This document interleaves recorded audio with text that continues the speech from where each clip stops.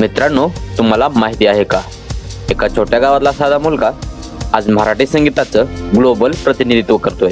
होय, मी बोलतोय संजू राठोड यांच्याबद्दल. गुलाबी साडी या गाण्याने सोशल मीडियात जाळून टाकलं, लाखो लोकांना डान्स करायला लावलं आणि मराठी संस्कृतीचं नाव वेगळीकडे पोहोचवलं. आज आपण पाहणार आहोत संजू राठोड यांचा संपूर्ण जीवन प्रवास, बालपण, संघर्ष, पहिली गाणी, गुलाबी साडी हे सुपरहिट गाणं कसं झालं आणि त्यांचे भविष्यातील स्वप्न. चला तर मग सुरू करूया. महाराष्ट्रातील एका छोट्या गावात धनवाड नावाच्या ठिकाणी त्यांचा जन्म झाला. साधं घर, साधं वातावरण, पण स्वप्न मात्र मोठं. लहानपणापासूनच त्यांना गाण्याची फार आवड होती. लोकांना आनंद देणे त्यांना खूप आवडत होते. शाळेत, कॉलेजमध्ये कुठेही गाण्याची संधी मिळाली की संजू ते कधीच सोडायचे नाहीत. संजू सुरुवातीला इंजिनिअरिंग करायला गेले, पण जीवनाने त्यांना दुसरंच गिफ्ट दिलं, संगीताचं गिफ्ट. कॉलेजमध्ये एका खास प्रसंगाने आणि एका भावनिक नात्याने संजूच्या हृदयात संगीताची ठिणगी पेटली. त्यांनी स्वतःच गाणी लिहायला, कंपोज करायला सुरुवात केली. सुरुवातीला हिंदी गाण्यांमधून प्रयत्न केले, पण खरी ओळख निर्माण झाली जेव्हा त्यांची भेट झाली जी स्पार्क या संगीत निर्मात्याशी. त्यांच्या मदतीने संजूने संगीताची क्वालिटी उंचावली आणि तयार झाली ही पहिली हिट गाणी. बप्पावाला गाणा, नव्वारी पाहिजे, डिंपल, स्टाईल मारते आणि मग लोकांना कळायला लागलं की एक नवीन स्टार जन्माला आला. 2024 मध्ये आलेलं गुलाबी साडी हे गाणं म्हणजे तर एकदम स्फोटच होता. यूट्यूब, इंस्टाग्राम, फेसबुक प्रत्येक ठिकाणी फक्त एकच गाणं ऐकू येत होतं, गुलाबी साडी.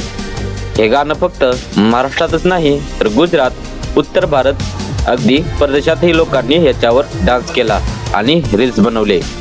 क्रिकेटर्स, इन्फ्लुएन्सर्स, सेलिब्रिटी या सगळ्यांनी या गाण्यावर स्टेप केले.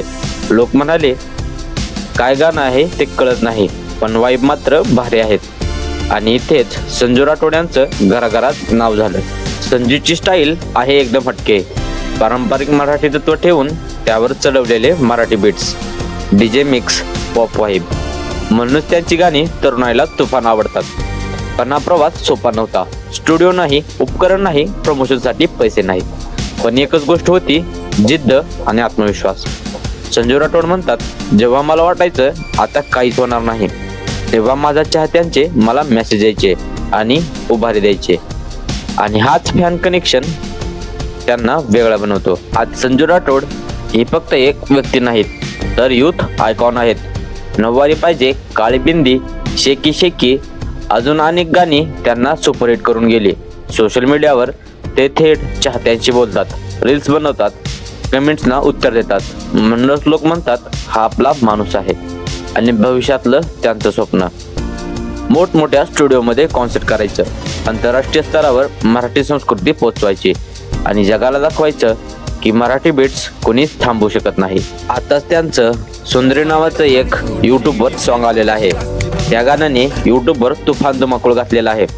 2 दिवसातच त्या गाण्याने 2 मिलियन व्ह्यूज कंप्लीट केलेले आहेत आणि ते गाणं अजूनही ट्रेंडिंग आहे.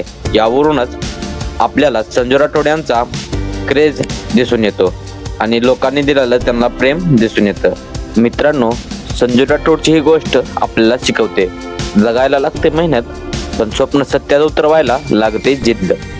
एका छोट्याशा गावातून उभा राहिलेला हा मुलगा आज लाखो हृदयांवर राज्य करत आहे. ही फक्त सुरुवात आहे, बाकीचा प्रवास अजून बाकी आहे. तर हा होता गुलाबी साडी फेम संजू राठोड यांचा जीवन प्रवास. व्हिडिओ आवडला असेल तर लाईक करा, कमेंट करा आणि शेअर करा. आणि हो, अजून असेच प्रेरणादायी किस्से पाहायचे असतील तर चॅनल सबस्क्राईब करायला विसरू नका. धन्यवाद.